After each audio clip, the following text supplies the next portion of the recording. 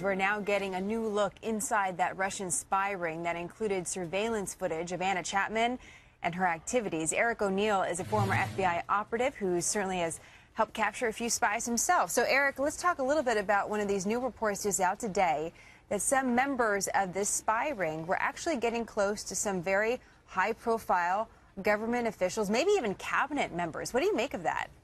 Sounds like exactly what they were sent here to do. If you're going to embed a number of spies in our culture under what we call legends, or these are Russians who are living the life of Americans, they're your spies next door, then they certainly want to attack or seek information from the highest levels that they can reach. In conclusion of this bust, we traded these individuals. We're seeing one on our screen and seeing this video just for our viewers. You can see these men have similar bags. They switch hands and they move on.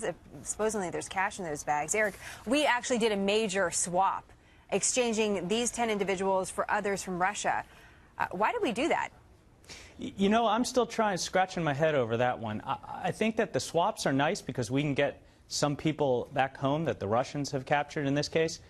But on the other side, I think it would have been very important to interrogate those individuals and find out what they'd done so we can fix anything that they'd done wrong. So we caught 10. How many more are there? Well, we've caught 10, and there are plenty more out there. Anywhere there is information that is useful to someone else, there's going to be a spy. They're always in the worst possible place, in government and in corporations, and just about anywhere where they can take information that's going to assist their company or their country.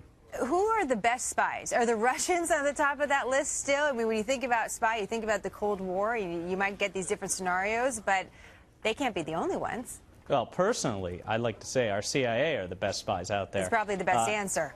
Yeah, that's right. Well, the Russians are certainly up there. They have made spycraft part of their culture, and they are very zealous in actively trying to spy on other countries. As far as our own spies, how active are we in other countries at this time?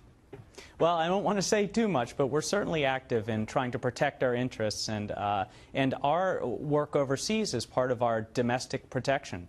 We need to know what's going to happen from sources overseas in order to protect ourselves here in the United States. You know, Anna Chapman was browsing at Macy's in New York. She was at a Starbucks, so they're just kind of living regular lives, Eric. I mean, you can't really make them out from, as you mentioned, your neighbor.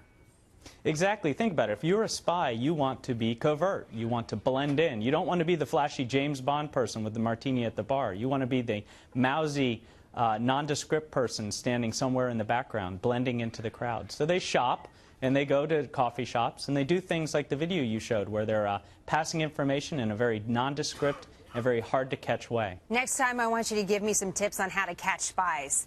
I want to know how to do it. Out of all those people at the Starbucks, I want to know which one's a Russian spy. Eric, thank you very much. We appreciate your expertise, and well, we'll keep on following this spy story. Thank you. And thanks for having me.